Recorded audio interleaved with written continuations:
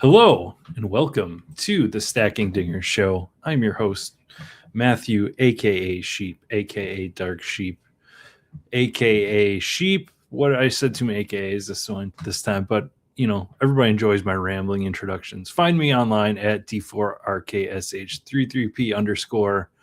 And this is, of course, is your home for all things MLB Best Ball on Underdog and DraftKings.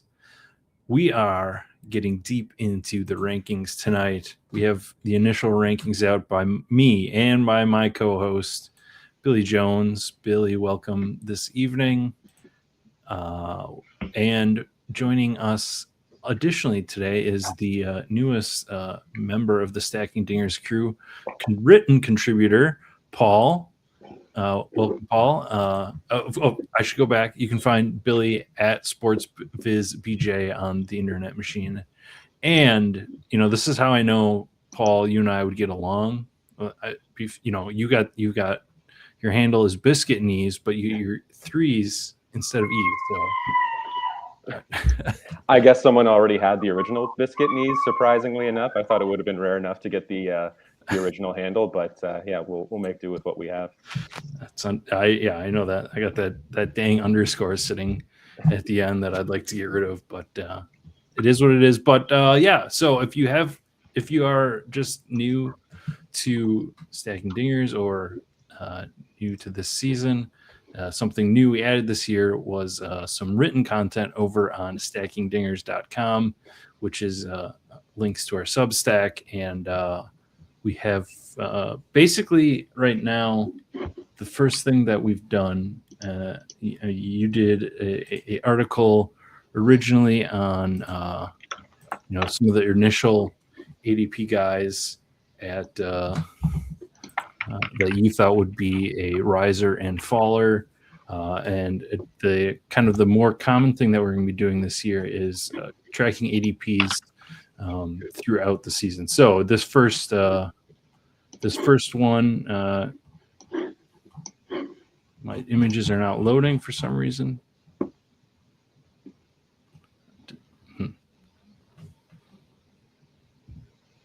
Oh, this was your first one. I'm sorry. All right, I'm going to edit that out. Let's take this again. Yeah, so your first article was an initial look at ADP and some risers and fallers that you had predicted. And then the other thing that we are doing on a more regular basis is you're covering the overall largest risers and fallers. So using this, this lovely graphic that Billy put together. So I guess feel free to introduce yourself anything further, Paul, but then talk a little bit about what we've got going on here. Yeah, no, absolutely. It's an honor to join the team. I've been a fan of the content that Sheep, Billy, you've been putting out for the last couple of years. So it's best ball is something that I've always had a very strong interest in, and keeping tabs on ADP, especially during this time of the season. A lot of people are still in the football haze, and they're just starting to make their way to the MLB landscape. So that's ripe for opportunity because those ADPs are very loose right now, and are still waiting to settle. So you had mentioned those first two articles. Of course, there was a big shift from the original rankings versus a week after the contest open. There's been some settling since then, but you can see that there's still a lot of movers and shakers. So, the one general rule of thumb is if you are high on a free agent who hasn't yet signed, but you believe they're going to sign, I'd grab them now because they're most surely to rise once they pick a team. But in any case, certainly benefits from having this this snapshot of who's trending upwards, and then who's slipping, why they're slipping, why they may be trending upwards. So that way, you're able to make those decisions on and stands on who you want to take as you make your way through the drafting season. Yeah, of course. That is not our focus tonight, though. So go check those out. Paul is joining as a safe third party for our discussions here on rankings release. Billy and I have gone through our rankings. Before we do that, I do have a little bit of housekeeping. I need to thank a couple of super stackers since the last time we thanked. This year again, we have opened up the YouTube memberships. Basically, the thing that you get for joining the YouTube membership is access to a private Discord that you can hang out and having discussions in, and a few of you that have joined have not yet gotten in there. So be sure to get that. Hit up Billy or I for a link to that. I don't know how to get into that yet, but yeah, we're definitely going to be getting. Want to get a good conversation there once Dinger rolls around. We're got a few people in there that are chatting it up. But Jason, aka Woohoo J Train, is at the super stacker level, which is kind of our prestige tier. You don't get anything extra, but except and also needs a shout out by Steve, who I had the pleasure of meeting at the Dog Bowl, and he also joined at the super stacker level. So there might be a bit of confusion if a few people have in the Substack ecosystem have pledged donations there. That is not how we are doing it. So if that is you and you meant to join, go over to YouTube and hit up the YouTube membership, not the Substack pledge. That's not we're not collecting money on Substack. So if you're confused about that and you've done that in the last few days, hopefully that clears that up. But that is enough housekeeping. I guess I should say the other thing that we've been doing, at least as we are able to, as soon as an episode goes out on YouTube and is loaded, we are, as a YouTube member, you get access to that right away. So you might get that a day or two before, depending on the recording schedule and release schedule.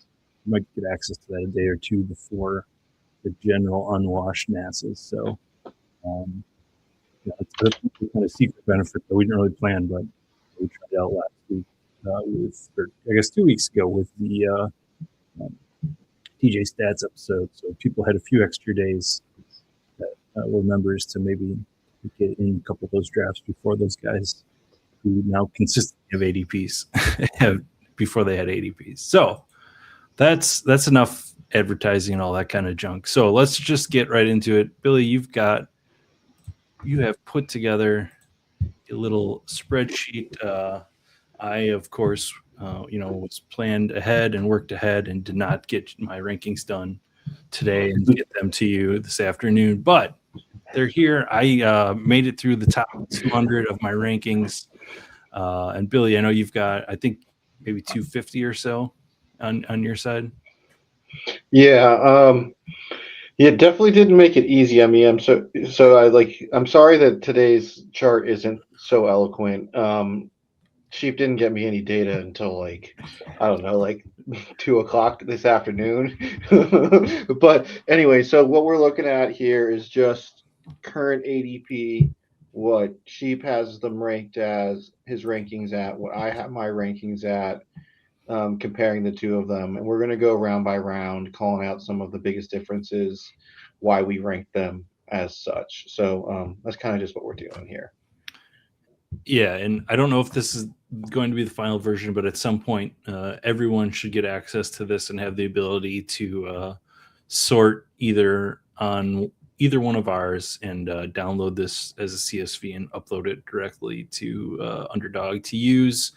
I guess saying that, Billy, I think before we even get deep into it, we should talk about how we want people to use our rankings. I know personally, I don't want people to do that directly upload. It's a great starting point if you want to, start drafting that way, but that's not how I look at it. So I guess what kind of was your philosophy this year as you went and made these rankings, knowing that people will be maybe using them directly, etc.? Yeah, I mean, it's not what I would recommend doing, is just upload and fire away. I actually asked this in the Discord. How would they want me to come up with the rankings? Do you want it something that's more like how do I actually rank these players, or do you want it to be something you properly draft off of? I do have in the works a tool that is going to be like you set your target exposures and it will adjust ADP to get you to there, but that's not ready yet. But so I think that that's one thing that I will be doing like for rankings going forward. But this is more of like how I feel, not how I would actually like straight draft it, because there's certain positions on here that you would end up with like 89% of a player. And I'm like, you don't want that. Yeah. Yeah, and for me, another thing I tend to do is kind of tier groups of positions. So, for instance, in the, I guess it is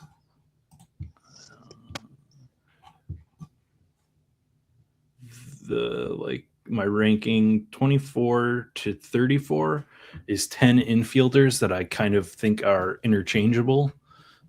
Depending on maybe who you want to stack on that lineup, or who maybe some of these guys fit with guys like Lindor's in there, if you want to put him with Soto. So I tend to do that in my rankings where there's just kind of a clump of a position that like I have right now Junior Caminero at the top of those. No, kind of. No, I guess Gunnar Henderson is 21. But yeah, so do I want to take Gunnar Henderson every time in that group? No, but he's always going to be sitting there if you're using it directly. So that's kind of a tendency that I have, and a lot of times groups of pitchers are the same way, and even outfielders, like 35 to 41 right now. I've got a group of outfielders that I kind of, again, could take any of them and build structurally depending on which one I take. Yeah, I totally agree. And yeah, no, let's just get right into it. All right, first round. I think the biggest outlier is you've got Bobby Witt, number 10. Is that just purely an infield? Ooh, look at that, fancy. Yeah, so we were going to filter on the first round. So one that really stands out here, as you said, was this Bobby Witt, 61% off of what is standard ADP. I've got him ranked 10th. He's ADP 6.2 as of today.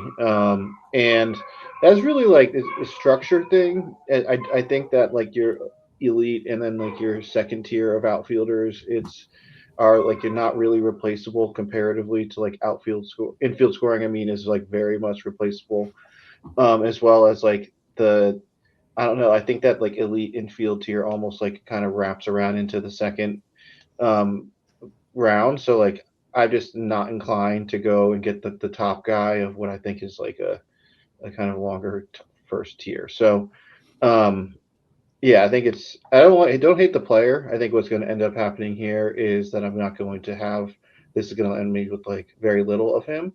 But I think also part of my assumption with this rank is that Bobby Witt is going down. Like other people are going to think what I'm thinking, and he's going to end up being closer to like 8 as an ADP rather than where he's currently at like 6. Yeah, and for me, I just don't want none of Bobby Witt. I think he has number one scoring upside still. He was down a little bit last year, but I think that is in the realm of possibility, and I don't want to have 0. So, but I understand the infield position, and obviously, if you've been here long enough, you know we're going to both be down on Ellie De La Cruz. But again, first round, I don't think you can go wrong with any of these guys. So, I don't think we need to dwell too long here, unless Paul, you've got anything to add. Yeah, just to echo that, there's not too many people that I want to full fade in the first round, but like Billy was alluding to, the drop off at outfield is very steep very quickly. So you want to try and grab as many of those guys early as you can, because those infielders are pretty rich into the middle rounds as well. So yeah, totally on board with that ranking, and same with Ellie De La Cruz. It's interesting. He was actually doing really well in the first half. I think his OPS was something like in the 870s, I want to say. And then I think it was Rates and Barrels or perhaps the CBS podcast. They had mentioned that he was playing with like a quad strain for the second half. But, so that could, explain some of the fall off in the latter half of the season. But again, even if he is bouncing back, I still want to get my hands on one of those outfielders in the first round. Yeah, and he's still only 23, so yeah, he certainly has a potential of a number one type of season. All right, let's go to round 2.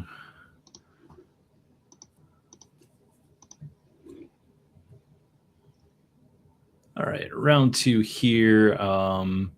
Again, we have this second tier of outfielder kind of in here.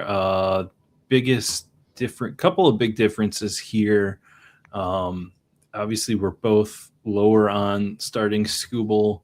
I think I can probably speak for you, Billy. There is, in general, in pitcher here, you still just want a position player because you have Skubal and Skeens even further down. So is that your general sentiment too? Yeah, philosophically, I think it's just like early pitching is not something I target. That we saw early pitching actually do very well last year, like the true elites, like this tier of elite pitchers, and they moving back up in price. So I'm not interested in really any of them. I do want to note that I do have Crochet as my pitcher 2 ahead of Skeens. I think the Red Sox are just going to be better, and the wins matter in this format. But I think that they're all great. Yeah. I have them both, or I have all three of them again in tier 16, 17, 19. And I don't get to a ton of Skubal, but I do find that Paul Skeens will drop down to pick 20 or so, and I'll grab him there. So I do wonder if he's going to fall a little bit, but as someone pointed out on Twitter the other day, there is a contingent of pocket ace kind of at the end, people starting. I don't know if you've experienced that, either of you, in drafts, but there are some people starting 2 aces again this year, where that kind of fell off last year for the most part. Haven't done it. It's interesting. I wouldn't recommend it, but yeah. It seems kind of scary to do, because again, you had guys like Christopher Sanchez last year who are now slotted within like the top 60, top 70. You got Brian Wu, who was a late round pick last year. It seems like pitching is always very deep, and there's some diamonds in the rough that can really win you some weeks. So again, it's one of those instances where I'm not fading any of them, but I'll be mixing them in. Yeah. So then the guys that we disagree with the most is Jordan Alvarez here. I've got him at 12. You've got him at 18.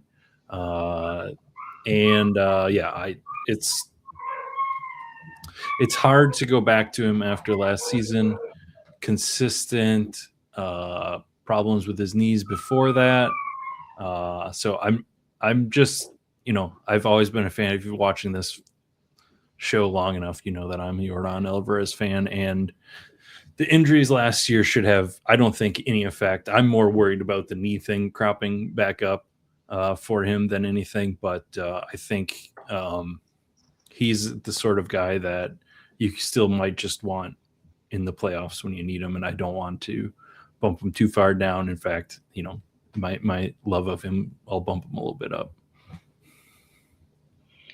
Yeah, I think that I'm trying to be picky in the second round, and bought like in injury concerns, such as some, I guess, and it's not like there are fluky injuries, and then there's like guys got bad legs injuries. I'm concerned that it's the latter with him, and so I'm just trying to be a little bit pickier with it in this range. But as you said, like, he's got the ceiling, so kind of also is an outfielder, so fills that need as well.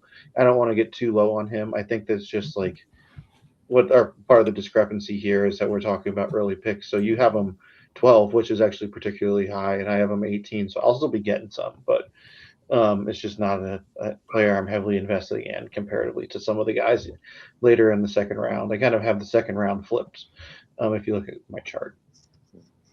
Okay. And so we talked Paul Skeens. We're both similarly down on James Wood. We've kind of got him bumped down. I think he is a guy that right now where I have him, I will not get to him. I think he goes pretty consistently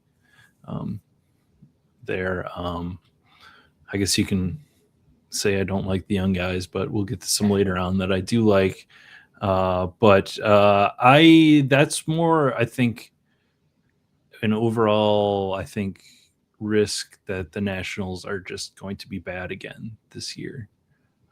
Certainly the rotation is going to be bad, but I still think there's enough of a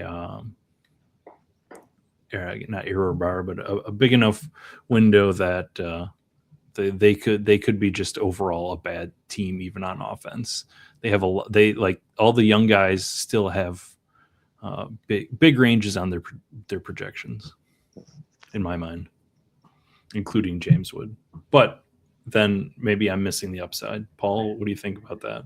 Yeah, I mean, it's hard to see it going worse for James Wood next year. He had a 32% strikeout rate last year, and that was after a first half where he looked like Babe Ruth. It was like him and PCA both had very similar, run outs. They looked like they were league winners at the beginning, and then they just kind of teetered off in the second half.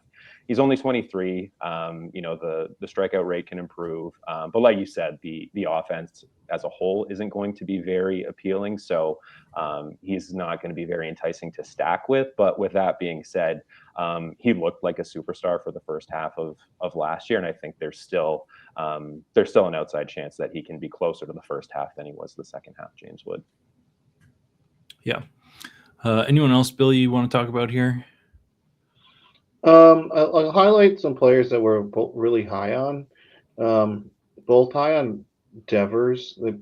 He was one of the guys that I had keyed in on from the jump of the tournament. I think he started in the third round, and now he's solidly in the second round. I think that he was a player going in that range of the draft. Went in Boston, so a different hitting environment. But as an infielder, now he's an outfielder. I just think that switch, it can't be understated how valuable that is as someone with his kind of ceiling. And then I also love Brent Rooker. I think he's shown multiple years now of a guy that can rack up points, but also scores in a way that fits this format really nicely. And then Nick Kurtz too. The ceiling is just so immense. When you just flex out what it could be potentially an amount of at bats would be a full season. It would just I don't know. He's going to project insane. So I want to get in on that kind of potential insane. He's now a first rounder kind of season. Yeah, I think that's true. I do think there is again a risk there when we talk, the strikeout rate of James Wood. Nick Kurtz also has the strikeout rate potential problem. Obviously, last year it didn't matter. He made contact and did a ton of damage when he did. So perhaps a little bit overstated. I have him at ADP because I also want to grab some of him, but he's kind of in that glut of infielders that I was talking about earlier that I have to have him at 22 so I get some, but I don't think he's necessarily much better than a whole big tier of guys. Yeah, it's wild. Again, 30% K rate, but he's still projected for 39 homers. I can't remember if it was Steamer or the Fangraphs projections that were released, but 39 homer projection in his sophomore season. He did hit 290 last year, so the BABIP might have been running a little hot. So some of those other base hits might get taken away, but the power is undeniable, and that's the type of profile that you're chasing in a tournament like this. Nick Kurtz is the kind of guy who could put up 6 homers in a week. So certainly someone I'm going to want to have a lot of too. All right, round 3.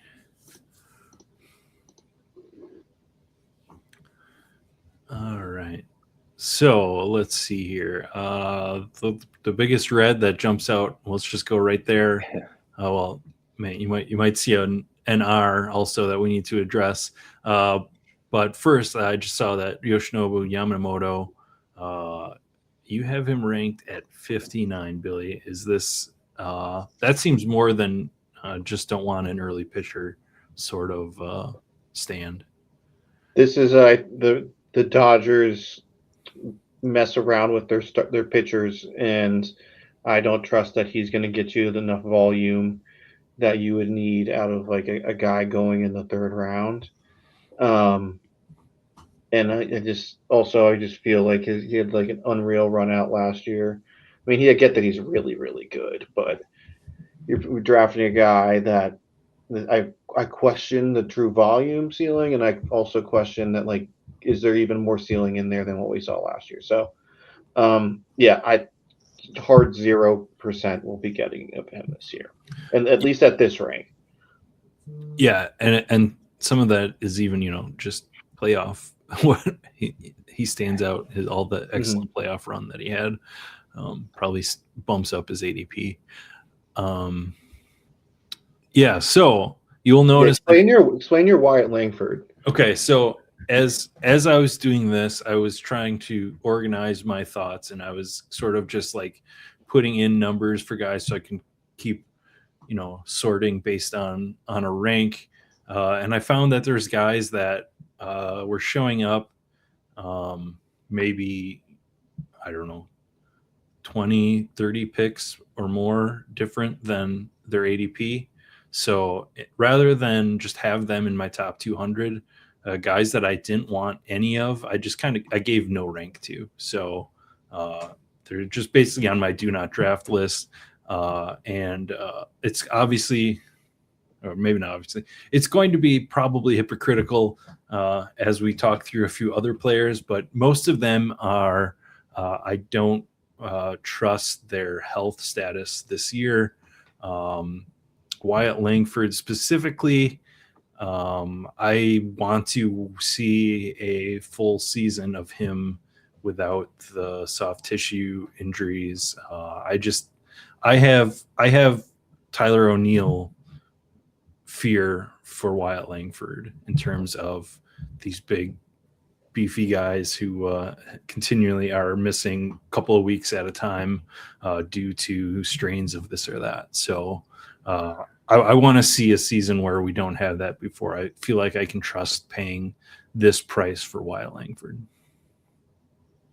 Interesting. Do you think it's going to be the narrative this offseason? Do you think he's going to go down in price? Like, I think because where I was like, I still see the shine on Wyatt Langford. I understand it's been a couple years now.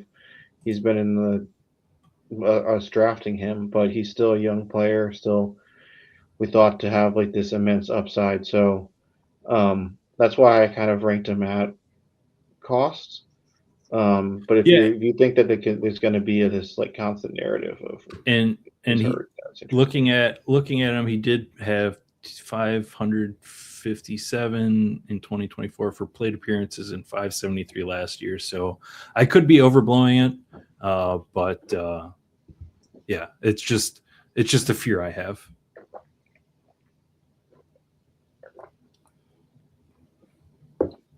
All right, other guys here that we have pretty big.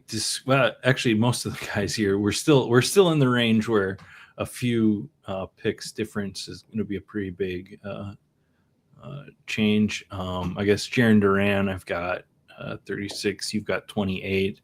I guess he just sits in a tier with a bunch of guys here that I guess I'm drafting all of them not very often.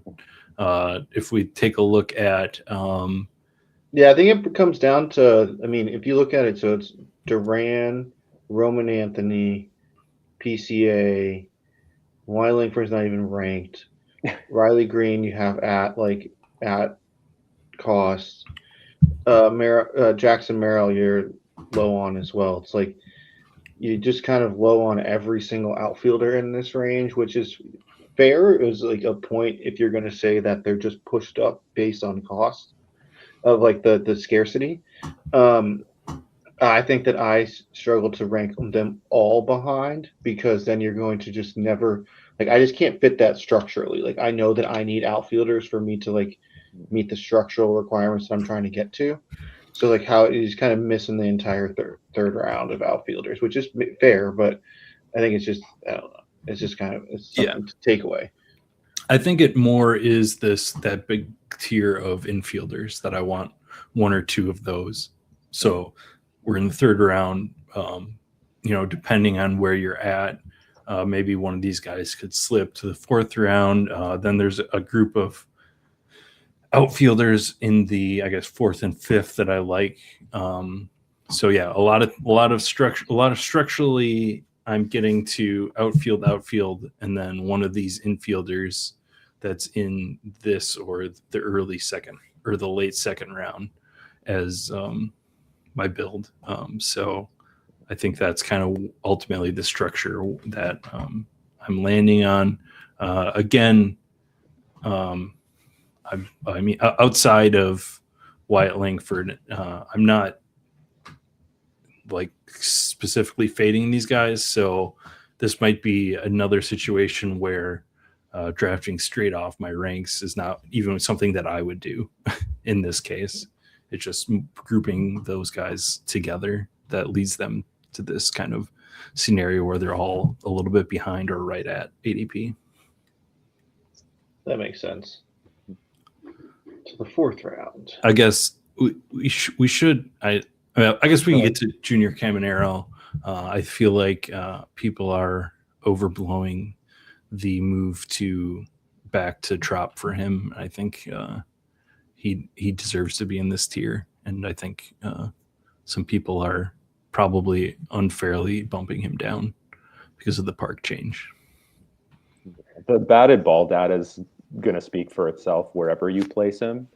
So yeah, certainly going back to the Trop, it'll take a slight hit. I feel like there are other teammates of his that are in more trouble than Caminero. But again, 40 homers as a 21-year-old, I think there's plenty to like going into 2026.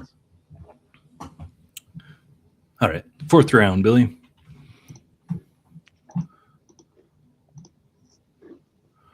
Here we go. All right, what stands out to you here, Billy? I mean, Christian Yelich. I mean, again, if you're new to the show, you know my love affair with Christian Yelich. I understand it. Back popped up, previous to last season, he finally had back surgery. He was looking pretty healthy, and then did kind of crop up a little bit at the end. So again, here's where the hypocrisy comes in on some of these guys that I didn't rank, and that you in this case you've got ranked much lower. Does not project to be in this group, but my heart can't do it. So it's as simple as that. So this is how you do a non-rank. You don't want to draft the player kind of rank. Yes. That minus 68% may as well just say NR. Yeah. Yeah. I think that is for me. It's trying to be. I think that going into this exercise, and this is more of like a learn the player pool exercise for me than, as you said, like learn to go through the ranks, like draft strictly on the ranks.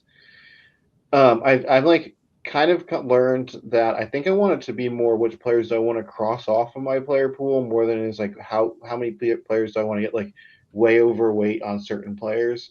And I think Yelich is a cross off of my player pool. I'm like an old player that's back issues. Like I'm not trying to mess around with that kind of profile. And I've done it well where I can have drafted 3 outfielders in the first 4 rounds. To start off, I think that infielders are much richer in this range than Yelich. So I think it is interesting though that the market is kind of aligned with you more than it is with me. Yeah, I was surprised by this. Usually he is a guy that I feel like needs to be bumped up, but I definitely don't want him bumped up more.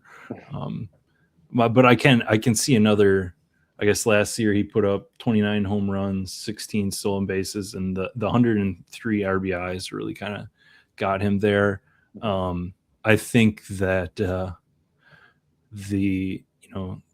the outlier season that the Brewers had with all the wins and the runs scored is because they have such a consistent team that whoever's in there, they kind of have the ability to turn the order over, even if it's not flashy. So I think that the overall offensive environment there is still high to match last season. I think it's not going to reach those levels, but I think him and certainly want to get him with William Contreras again. I think we can get to him later, but William Contreras again is just being undervalued this year.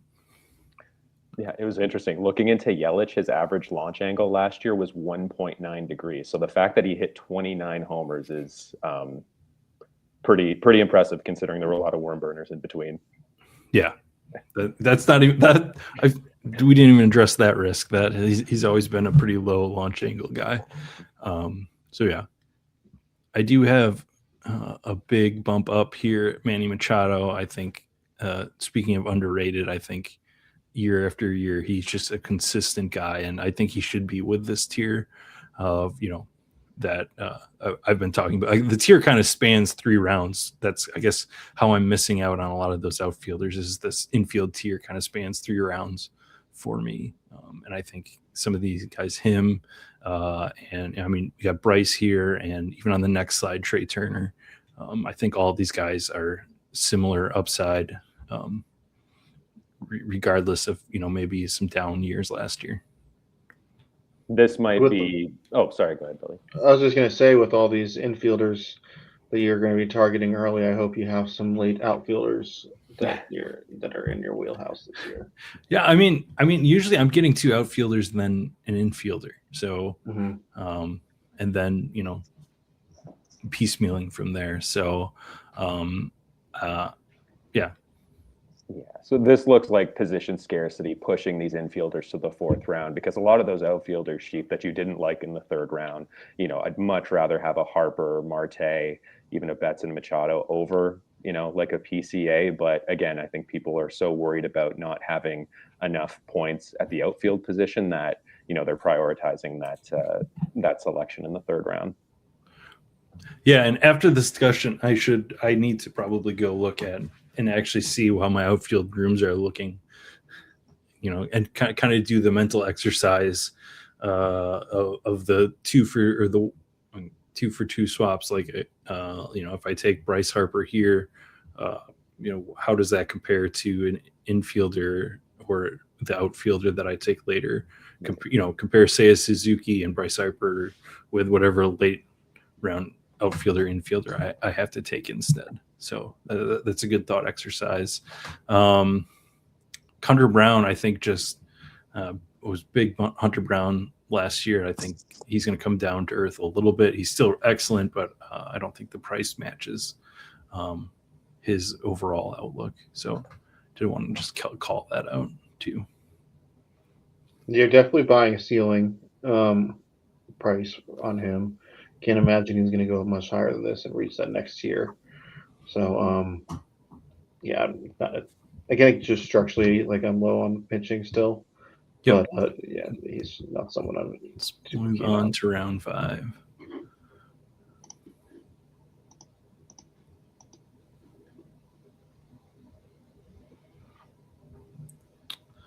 All right, round 5. Yeah, so Trey Turner here bumped him up into that tier because I think he still has a ton of potential. Both kind of down on O'Neal Cruz. He really kind of stunk last year, especially the second half. Playing time risk, I think, even for him versus lefties this year, if he continues to be terrible. But I hate doing it because what if that, all those red lollipops on this baseball savant go the right way for a season, then you're really going to want him because he still is the hardest hitter consistently in baseball still.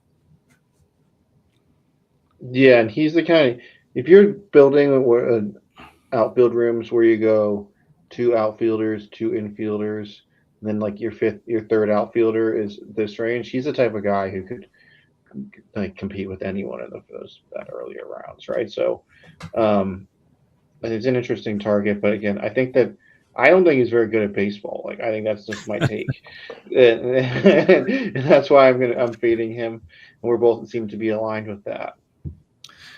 Yeah, I am surprised that you have Taylor Ward ahead of ADP because he has gotten to the point where I'm having a real tough time climbing with where he's at as one of my favorite targets usually each year. Yeah, it's been painful the rise.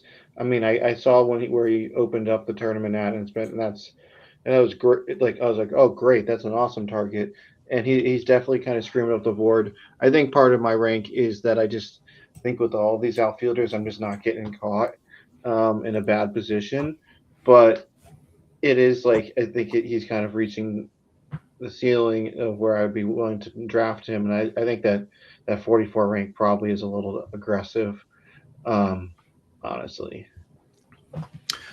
Yeah, and another hypocritical rank here for me in terms of worrying about injury risk. Cole Reagans, I'm going right back there this year. He maybe still needs shoulder surgery, but the strikeouts just sparkle, and I like seeing the shine of the strikeouts. So I have him up pretty high in terms of tiers because again that he gets through that full season, and I think he's a guy that could be drafted as a top tier pitcher next year. Yeah, I agree with that. You can't see that from this chart, but Reagans is the first pitcher that I have at or ahead of ADP. so it means it's like actually someone am particularly interested in drafting. I think just because of how I draft, I'm not going to be drafting much pitchers, but he's someone who's going to be a part of the portfolio. All right, on to round 6.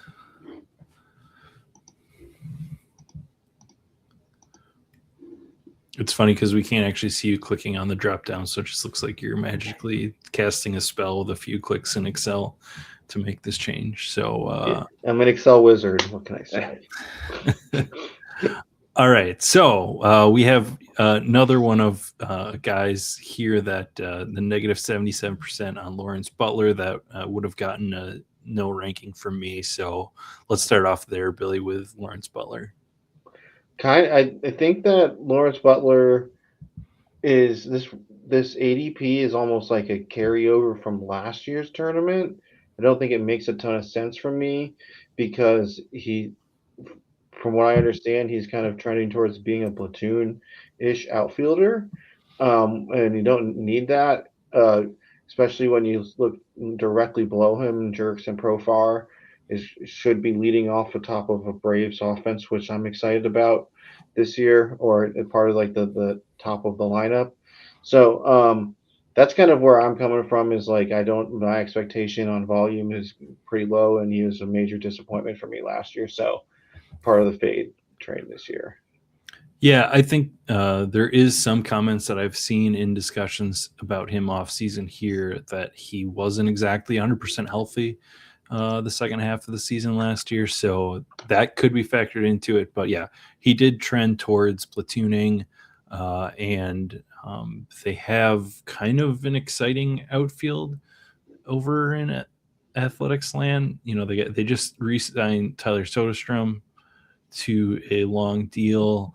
Lawrence Butler is there, obviously, but they also have Denzel Clark, who kind of became outfield highlight reel just on his own last year. So I think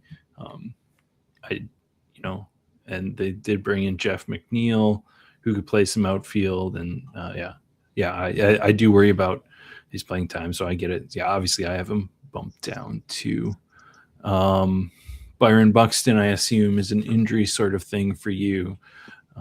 Again, continuing my hypocritical, I have Byron Buxton ranked and Mike Trout is not ranked. So I do understand how you might be yelling at the screen if you see that sort of juxtaposition. But it's like I'm kind of just trying to stay aligned with the profile. Yelich, Buxton, Trout, all just the same players with a ton of talent on the back half of their career, or probably in the back quarter of their career.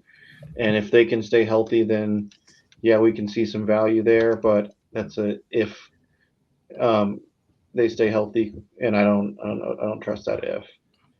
You do see a lot of that recency bias when it comes to assessing players based on like their injury history, right? So like George Springer is going in the 5th round now, even though before last year he, was running into all kinds of issues with staying on the field and had some 700 OPSs. And of course, there was a huge change last year where he, returned to form. Not saying he goes back to that 700 OPS level, but that, that injury risk is still there. There's that long track record. The same goes with Byron Buxton, like Billy was saying. It's enticing though, because when he's on the field, he absolutely mashes and can win you weeks.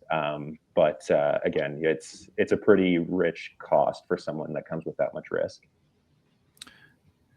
Yeah, and Mike Trout, I just burned too many times. I think he was good when he played again last year. So, and there's not like a reason for him not to get the infinite amount of playing time, especially if he DHs mostly this year. So I might need to reassess that as we're going through here, but currently have him not ranked. All right, round 7.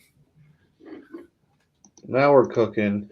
We're at like the 50-minute mark, and now we're moving fast. Yeah, I mean, we probably need to talk about Spencer Strider. We'll do that some other day, but we, this as most of these shows go, we have this big plan and then get halfway through it and the episode's almost over.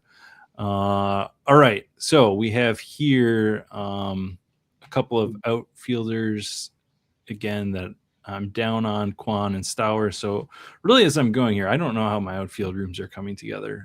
So I really need to.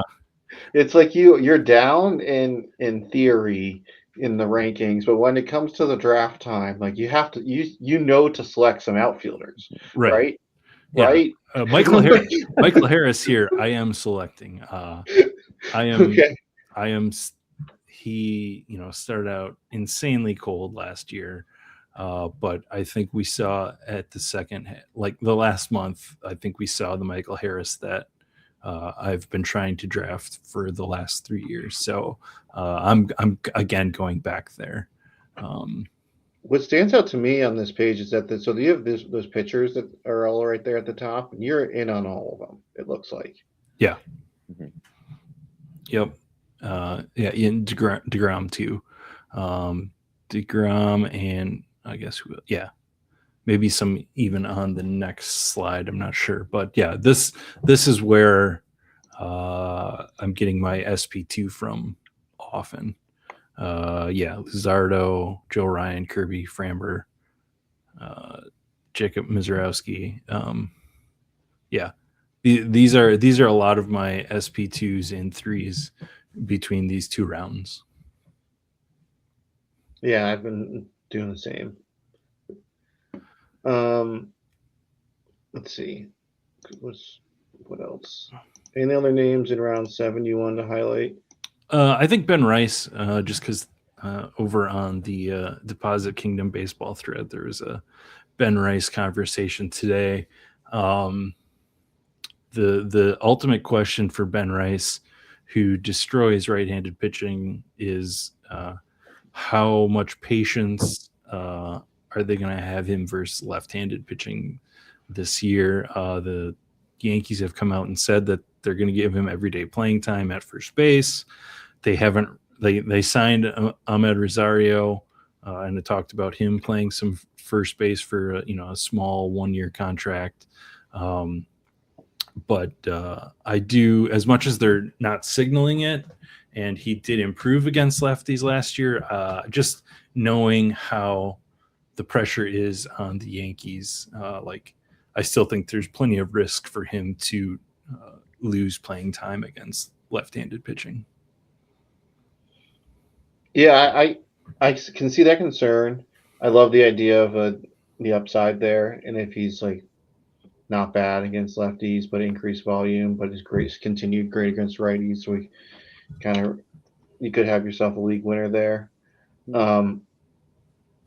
Yeah, it was limited at bats last year. I think just over 100 appearances, but it was still a 752 OPS. So, that's certainly serviceable. The rare instances where he'd have to face off against a lefty, obviously very small sample, but again, he's only 26 years old. So hopefully they give him enough run. And if there's some early success, they keep running him out there every day, because his savant page is hard to look at because it's so red. So yeah, hopefully they give him as much opportunity as he can handle.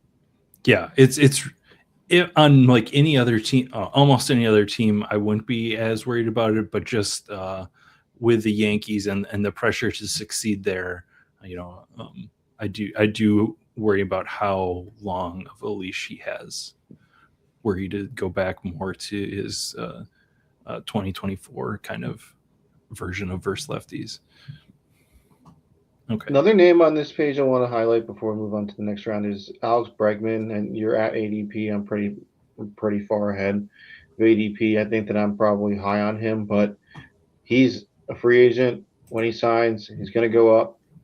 If it's Arizona, Corbin Carroll drafters are going to want to stack him. If it's back to Boston, we got a couple early outfielder options.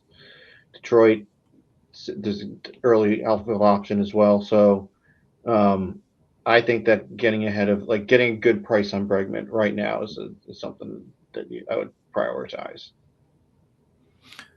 Yeah, I just like these other guys more, Vinny Pasquantino, and some guys we're going to hit on in the next slide. So, I mean, even CJ Abrams, I think, at this price is good, despite what I was saying about that overall, I think, risk of the Nationals lineup.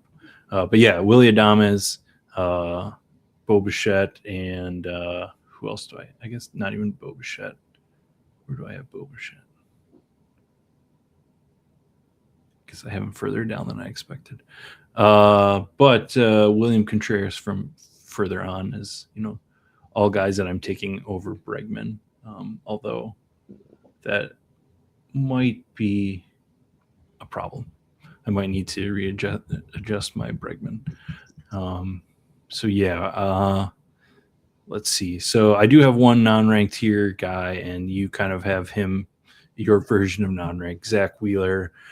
We see this every year. We probably about this area of the draft, a guy coming back from major surgery, going to miss at least a month, who knows exact timeline, and people are drafting him at his elite, or he always ends up somewhere between where I want to draft him at and what he would be drafted at if he were fully healthy and not coming off or not going to miss time. So we see these guys get drafted for their upside when they return. And I never really tried to bite on those. Spencer Strider last year, not included.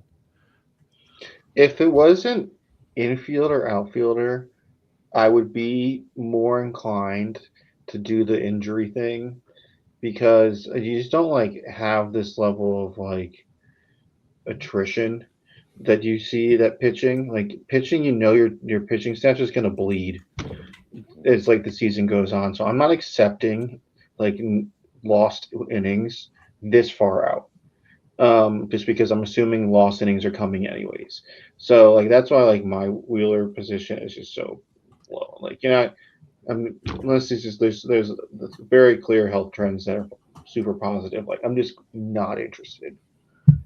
Yeah, I'm also not interested in Anthony Santander this year. I would maybe take him 120 that sort of range. But where I had him in the rankings, it just didn't make sense to have him ranked. So again, he got a not rank from me. But that could be a mistake. It could be recency bias. Paul, you look like you got something. Well, yeah, that's the thing. Last year we were taking Santander in the 3rd round, I want to say, and he was coming off of a season where he hit 35 homers. I know he's getting older, but all of the reports so far have said he's had a clean bill of health. The injury last year was just scary because there wasn't a lot of news coming out about it, but I guess he's worked to fix the back issue that he had.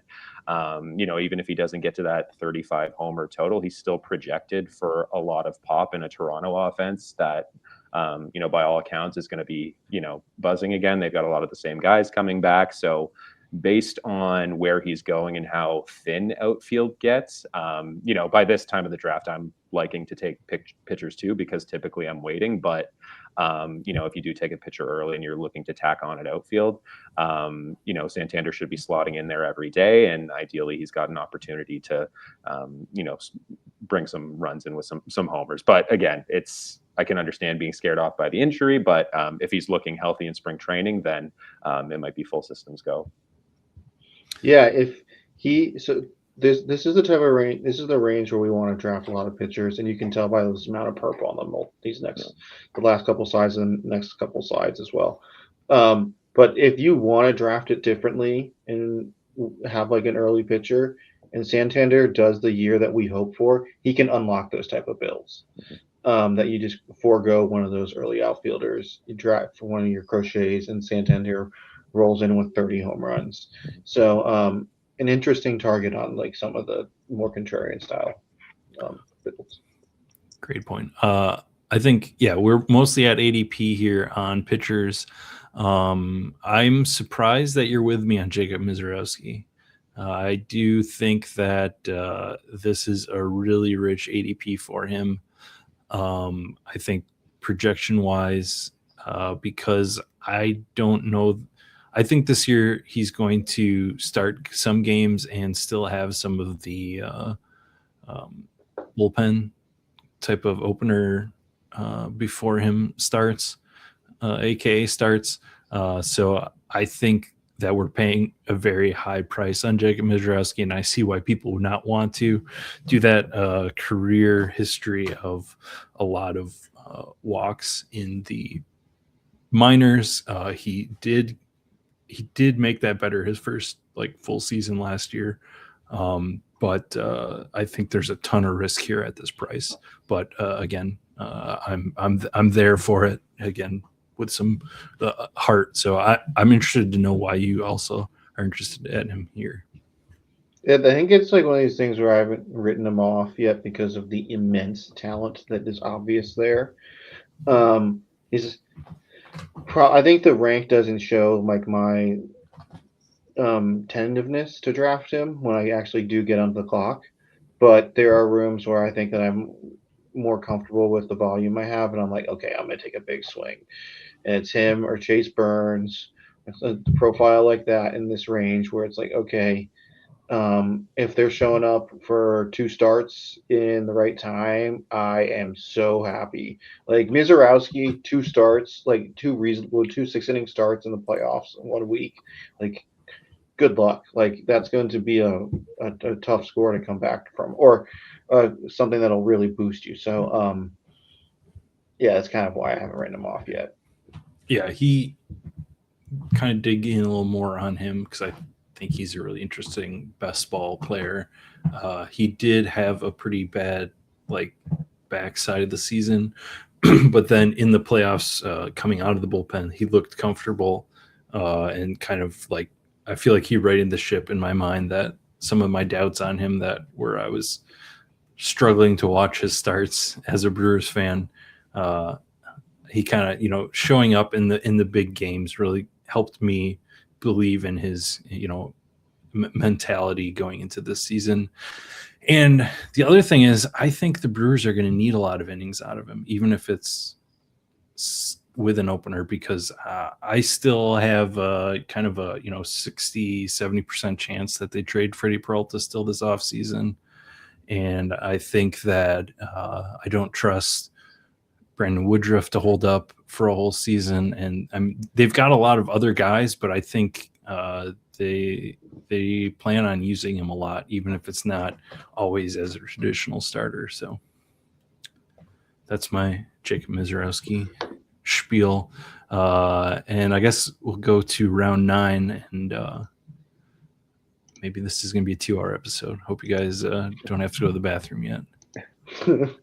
You were going to make me do this one. Oh, hey, no, I'm here with, you have them even higher. This was another discussion next week. One of next week's guests, Brad, we got into a discussion on Jacob Marcy. So you're the one that sold me, and so I'll let you sell the audience on Jacob Marcy. And his relatively small sample last year, he was pretty electric. If you watch him play, he is like a full tilt type of player. He's going to run out everything at 110%. I call him like Jaron Duran light in his style of play. He's going to convert a lot of extra base hits. He also plays a pretty good outfield and can absolutely fly. Projected for like 3rd or 4th most stolen bases in the league. And this is as much as we do want all these spikes, we want a ton of volume too. That's what drives Duran, is like high 600s, even into the 700 plate appearances. And if you have a guy run out there every single game, play center field, is like a pretty decent hitter as well. Projected for 15 and 35 stolen bases, 15 home runs, 35 stolen bases. That's a profile I'm interested in. So, again, not a ton of outfielders in this range that I like. So kind of unlocks some other type of builds that I want to do. And it's like my 4th or 5th outfielder. I'm really happy with him. Yeah, I think he's, he's kind of sneaky fast. He doesn't have the full sprint speed of a Jaron Duran, at least according to his StatCast stuff from last season.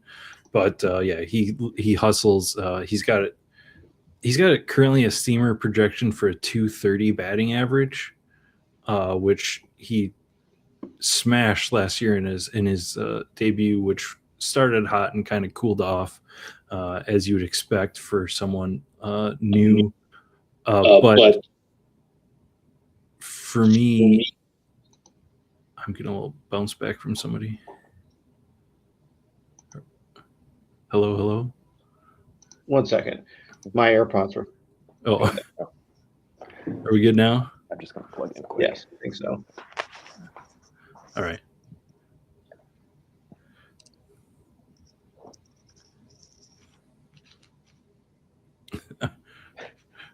All right. I'll start 3, 2, 1.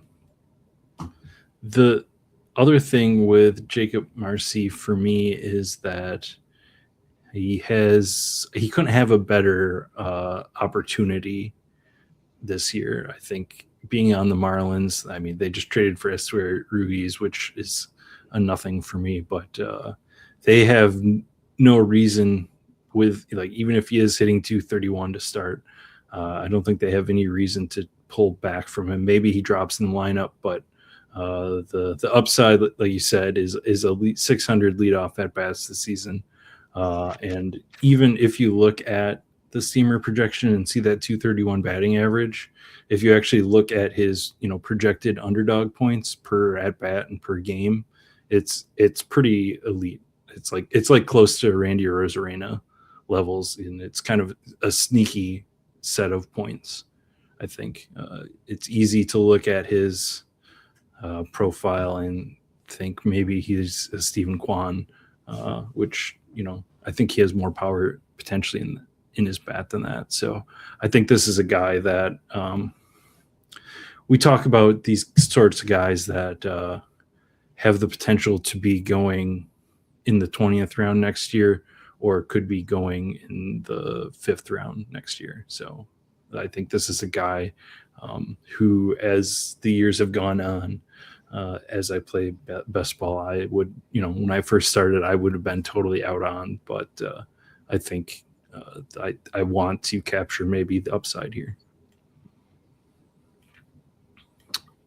All right. I do have Andy Paez as a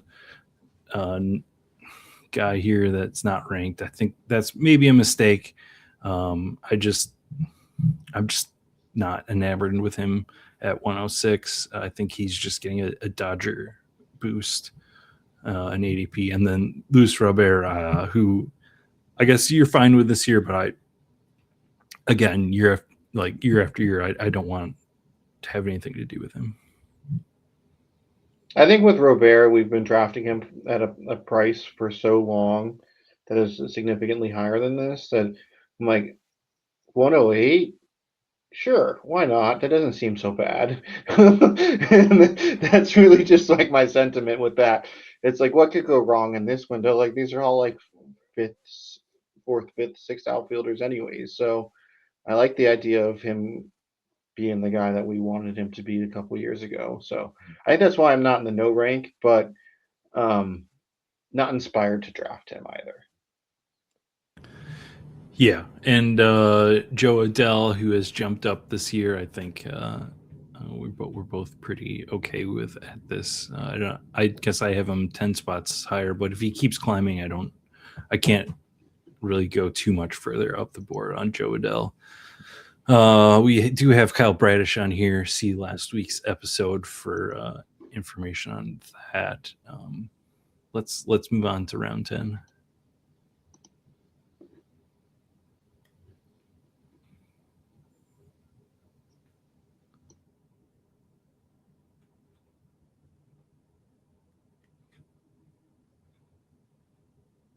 Oh, cannot hear anything. Oh, hello, you're muted now. I can't hear anything right now. Like I don't know what's going on with my headphones. Okay. Is this a problem? Or is this like a bunch Yeah. of so I you hear can't yeah. hear my okay, I can fix this. Okay. Oh, I have to do a bunch of editing. Okay. Don't worry, I have to drive tomorrow morning and I'll have to edit tonight. This is a great How time. about now? How about now? How about now? How about now? How about now? Now you're frozen. Oh no, you were just too close. Back. Yeah, I'm not getting bounced back. Okay, this works.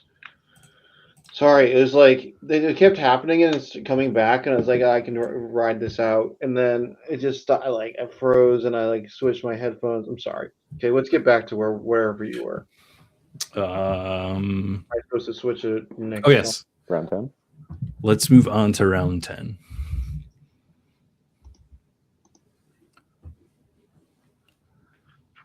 All right, let's see. Again, a big group of purple here. Mostly who I am ahead of ADP on: Gore, Lopez, Gaussman. This kind of group I think is great.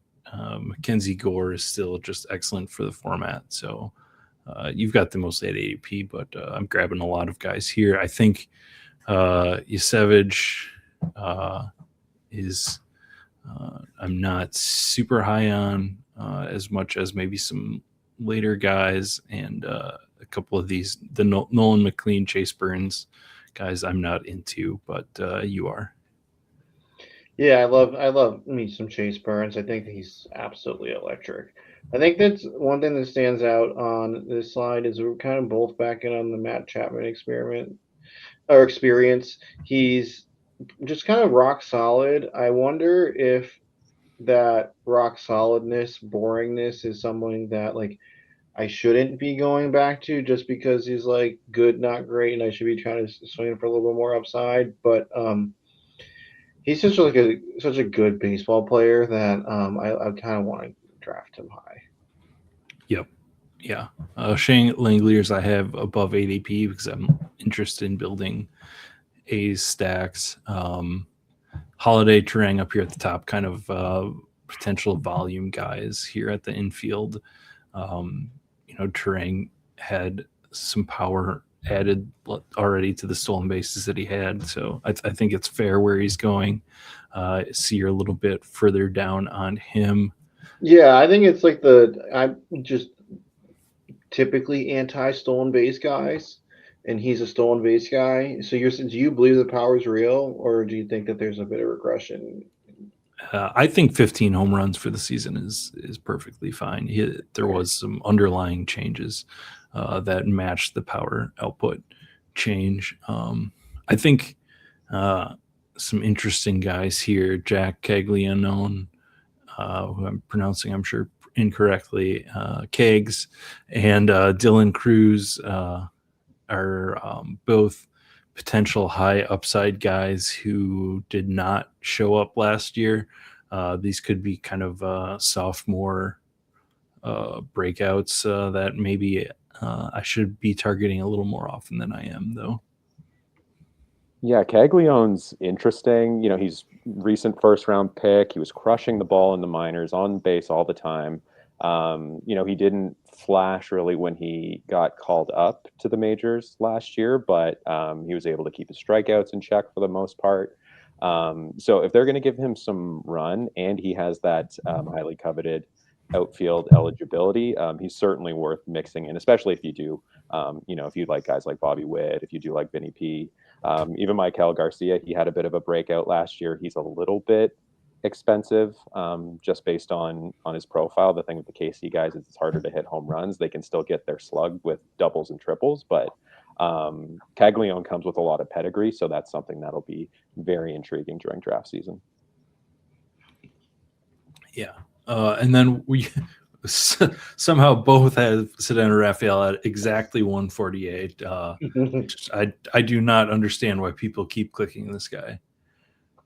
Great defender, not a hitter. Yeah, way better real life baseball player than an offense based fantasy game. Yes. All right. Around, I guess, do we? I'll throw this out here. Do we want to just kind of open up a couple of rounds here and maybe move a little faster, or? Yeah, I mean, we can do that. Let's just kind of like open up through. Not going to do round 20 because that's a whole big mess. But anyone here you want to kind of highlight round by round? Yeah. So I guess we should address maybe I think the biggest difference here, Jung-Hoo Lee, a guy who maybe is I'm using as that outfield spackle a lot. Him, Cowser, I even like Adolis Garcia this year. I think he's got a chance for consistency, and I think he should be able to play and be in a more consistent overall lineup this year that I think can help him. And I think maybe just a change of scenery will be good. And I just always think that Phillies team has good vibes that could help prop up a guy. Although, we saw the floor. So this might be where I'm getting some of my outfield spackle, so to speak, from the guys earlier that I'm not taking. Mm-hmm.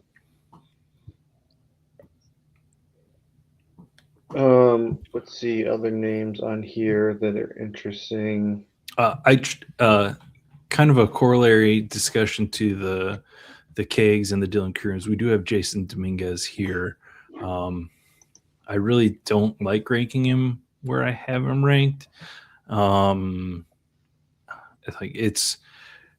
he's not ranked. Right. He's not ranked because I recognize this recency bias.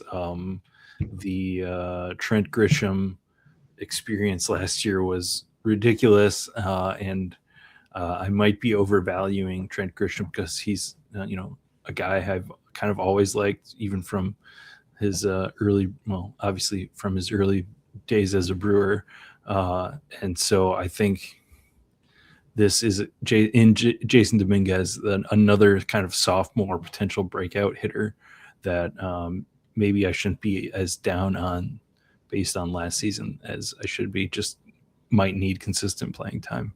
But again, it's the Yankees, and they don't always have the opportunity to give the guys the consistent playing time if they're not immediately performing. Yeah, Dominguez is someone I want to believe in because, again, like you said, he comes with that pedigree and it's his second full season. But I think I saw somewhere that he's playing in a winter league and hitting under 200, a whole lot of strikeouts. So whatever confidence he was trying to get back in the offseason, I don't know if it's going so well. Yeah. Again, a bunch of guys here in the pitching that I'm above ADP on, and I'm just smashing pitching again in this group. Garrett Cole down there again in the Zach Wheeler mold. I think he's probably going to miss more time. Also coming off Tommy John surgery, and I guess I've got Aaron Nola also not ranked. I think he's more of a round 20 guy at this point in his career than this round 14 where he's still going, which is not too far off from where you have him. Yeah, I think the big standouts for round 13 are you're pretty high on Gleyber Torres, and I'm pretty high on Brenton Doyle.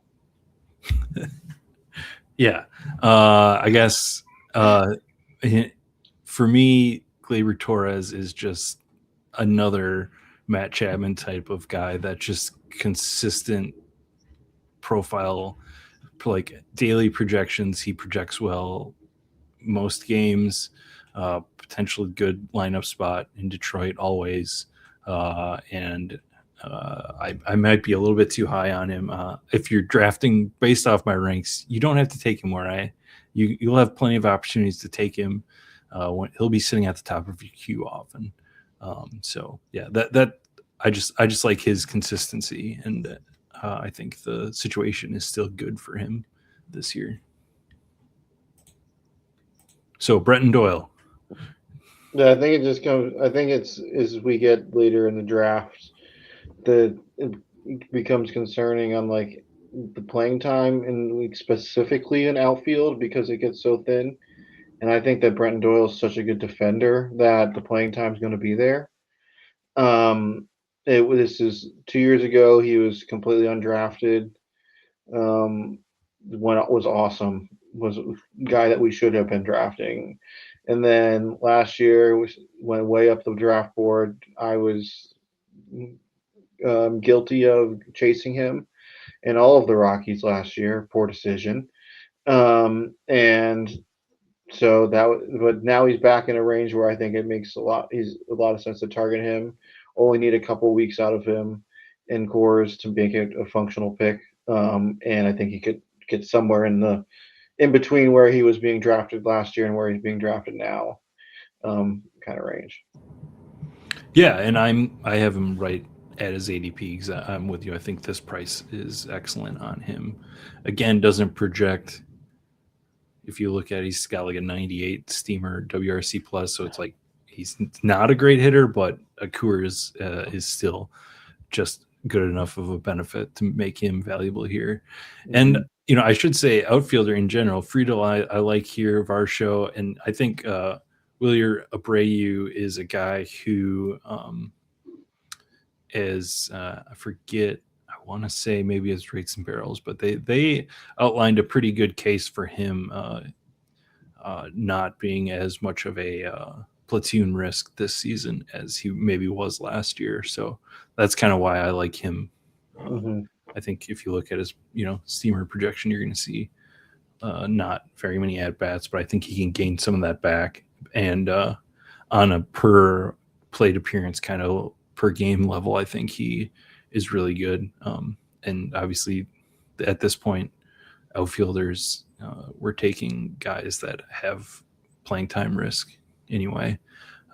Speaking of, I have Nick Castellanos not ranked. I think he's just fallen off too far. And right now he's still on the Phillies, but everybody keeps talking about him like he's not on the Phillies. So he's a guy who, depending on if he does move still, I might add a rank back to him, but I'm going to wait to see what the fallout is for his overall situation before I decide to get in. Yeah, they're talking like he's like dead. Yeah, so it's like not a target. I got Tovar on here, and then I really need to be careful of not doing this whole Rockies thing again. But I think it's just kind of same thesis. Really good park to hit in. Had an underwhelming season last year, and doesn't need to do a ton to bounce back at this price. So yeah, that's kind of my thesis there. Yeah, a guy I really struggled with, even though I have him here and I take him, is Addison Barger. Huge platoon risk with him, and at infield, we're not talking platoon risk guys here. Where he's going, I think for me, I think this is a little bit of a heart go with him where he's going, and just because I don't want none of him, but I think there is potential risk in playing time for him. Yeah, the Jays aren't done with their moves in the offseason, and he's been one of the pieces that's been rumored to be on the block if they do decide to make another big trade. And the Jays are a team that do like to platoon quite a bit. So yeah, certainly it would be a much safer feeling, Cliff, if you had that assurance that he'd be playing every day. But unfortunately, you can't really get there quite yet. The other guy on here that I have way above is Murakami, who we now know his situation, probably first base for the White Sox, and I think despite being in maybe one of the worst lineups in the league, I think that the landing spot is actually kind of a high, like sneaky high stability for him compared to some of the other places he could have landed. The conversation has been the strikeouts. Can he hit MLB fastballs? And I think obviously that risk is there, but I just want to be in on the upside profile of him. So I'm just getting him a lot. I think maybe I probably am too high on my ranking. I think maybe he's more of like a 150s ish type of guy that I'll chase up a little bit more, but just a profile right now that I think is just excellent for best ball if things break right. Yeah, I agree. I mean, he doesn't 15th round. He doesn't have to line up that many times to be functional, and he's gonna have a couple good weeks where he runs into a couple home runs, couple doubles, and you're just like, oh wow, that's a nice score. So with a lot of volume in there too. So yeah, I think that Murakami is an interesting target right now. I should probably address some of my non-ranks here. Isaac Paredes is just a guy who I've always never been in on. I think he probably deserves to be in the top 200. I might go back and add him based on who I had in the top 200 a bit. At the end here, I think I need to probably go back and add him in maybe the 180s range and get a little bit of him because I do like the Houston stack well enough again this year. Chase DeLauder, a lot of people are seeing the upside, just like so many injuries in the minors, and I don't know where his playing time comes from, and I get why he's going here. People are seeing the upside on him, but I don't have him as someone I want. I don't know if anybody here is Paul, if you're a Chase DeLauder truther. Yes, I wouldn't say like a truther, but certainly someone that has this kind of upside at outfield. Like if you look at the names around him, like Laureano, Chandler Simpson, Jordan, like there's not a ton to dream on with the outfielders that come after him. And, it's the Guardians lineup, so I don't know how much you can really dream on, a full breakout. But he's certainly intriguing. And if you're going to have teams with Jose Ramirez, he makes sense to tack on as, like a fifth or sixth outfielder, right? Just because there is still that pedigree. And, you see it with a lot of players. We talked about the injury thing before. All it takes is one full season of being healthy for people to change their mind on a player. So it could happen this year, but you're certainly right to be weary about the injury history. Yeah. Chandler Simpson is not a baseball player. He's Does not deserve to be drafted in this format. he is the base runner. So just don't go there. That NR should be a BR. Yeah, I mean, if you're drafting Chandler Simpson, just says you do not understand best ball, MLB best ball. So better not be seeing that on top of anyone's exposures in our Discord. Yeah. Jack Leiter here. I think I don't want 0 of, but I didn't want him in my top 200. So he just kind of is I wanted to get some other guys in here. Stanton, I just don't like both elbows last year being bad. I'm out on Stanton. Let's see. Otherwise, yeah, I think I guess maybe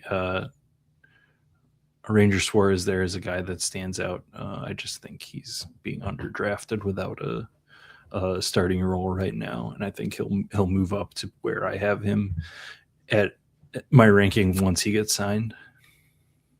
He might be this year's Nick Pivetta.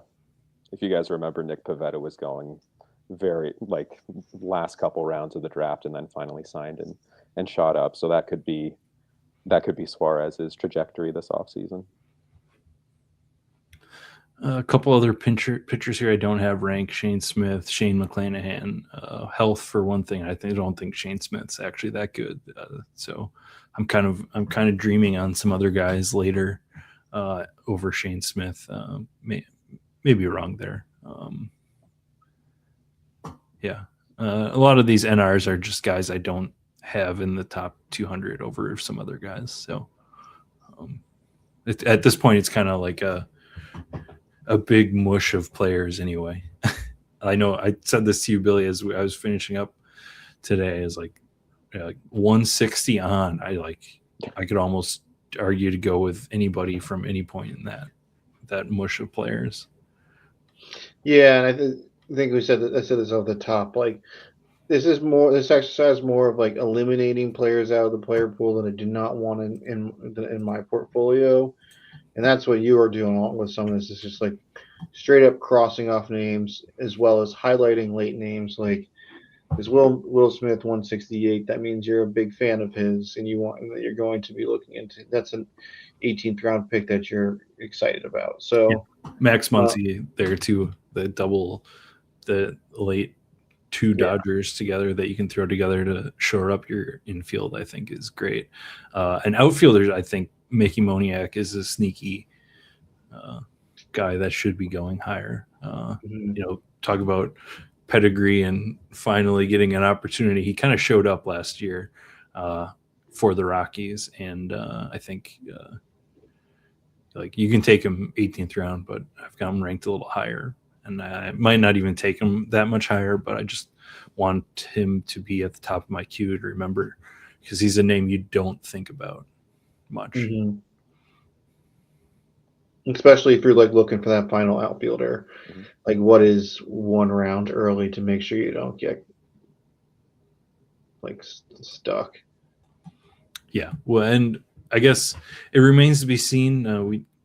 Rockies did shake up their front office. It remains to be seen what kind of attitude they have to these veteran type guys that they keep running out regularly and some of the youth. So, but it doesn't seem like much of the youth has really even turned out, either developed well. So I just think there's still opportunity for Mickey Moniak. I'm going back to Royce Lewis this year, guys. I've been off of him always, but I think at this price, I don't know. Let's do it. I'm in on the Royce Lewis train this year.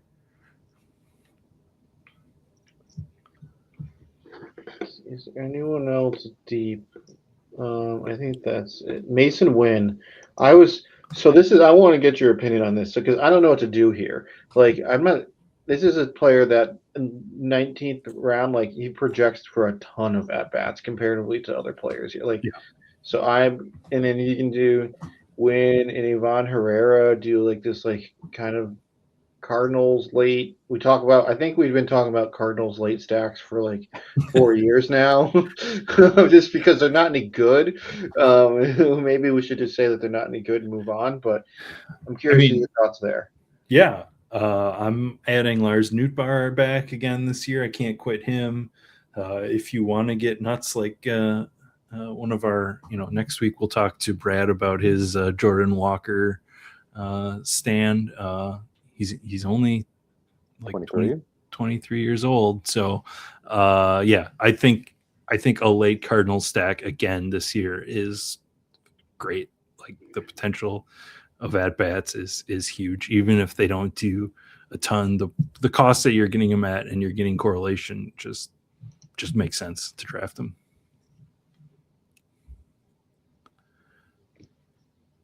And then I do have Grayson Rodriguez ahead of ADP. I don't know how he's a guy I'm not always taking though. I just want a little bit of him, a taste of him. But he was a guy I kind of wanted, and I need to have this guy in my top 200. And I think Reed Detmers is the other one who's not currently shown, but yeah, because he's way down there.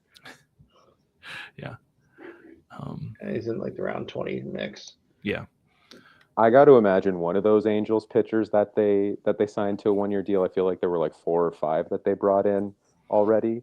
One of them feels like they have to hit, just because again, a bunch of them come with so much hype that never really materialized. But I guess the Angels aren't necessarily known for their pitching development. But again, just the volume of guys that have landed there, I feel like one of them at least has to be worthy of a draft spot. Yeah.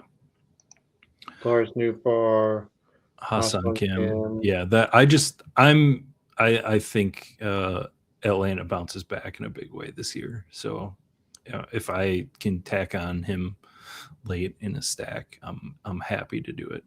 A full healthy year of Ha-Seong Kim batting in that lineup is going to be really valuable, I think. I had to do it. I had to do it. I had to get him in the top 200. Him and Reed Detmers were my I don't think I ranked these guys here, but I need to have them on the show tonight. Andrew Benintendi just plays baseball. And he's going to play baseball again for the White Sox. So yeah, just tack him on as the last outfielder if you want. You won't feel good about it, but I don't think you're going to necessarily hate it in the end. All okay, right. Well, I need to now go address all my ranks after this conversation. This is really good stuff. Yeah, and like I said, we'll be getting that out maybe next week. I don't know. I'll be traveling again for the rest of the little holidays here, so we'll keep in communication, Billy, and figure out how we're going to distribute this to everyone. We are going to, I'll say it again this year. We're going to keep these updated this year. You and I are going to, in some form, kind of share when our last update was. We're not going to average them out, but you're going to be able to access these rankings if you want, and you'll at least know the last time that we touched them, if to use them as your own at your own peril or success. Yeah, I think last year we tried to have these like aggregate rankings of multiple people, and then the rankings never ended up being like uniformly updated. Like you would have 2 of the 3 people have them updated, and one of them's like a month and a half stale, and then it's just like a one set of rankings is a 150 ranking, one set of rankings is a 250 ranking. It's just like, so what we're doing this year is I'm gonna have mine, Sheep's gonna have his. You can play the Sheep, you can play the BJ, but however you want to handle that day. Yeah. And I'm going to say it out loud. I am working on maybe a members only project where I have like 10 outfielders written up, and I'm going to I'm going to try and write up a sentence or two on like almost all these guys. So my goal is to have that for the dinger, and that might be a members only sort of bonus, but we'll see what happens with that. So I'm saying it out loud to help like commit myself to it. So You just committed to like 200 player blurbs. I did. But you know, we're 50% through on the bullpen, so maybe I got like a couple of weeks to do it. So You got like 2 weeks. All right, so good luck to me. Maybe I shouldn't have said that out loud, but I did.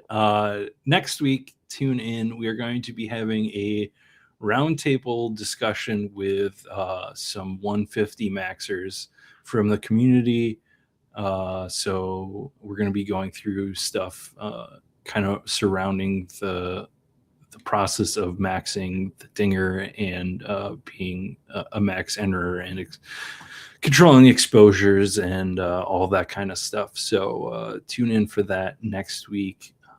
So yeah, for Paul and Billy and myself, thank you for tuning in. And yeah, maybe slow down on filling the bullpen so I can have maybe an extra week there to do what I just committed to doing. So yeah, take care and have some fun out there.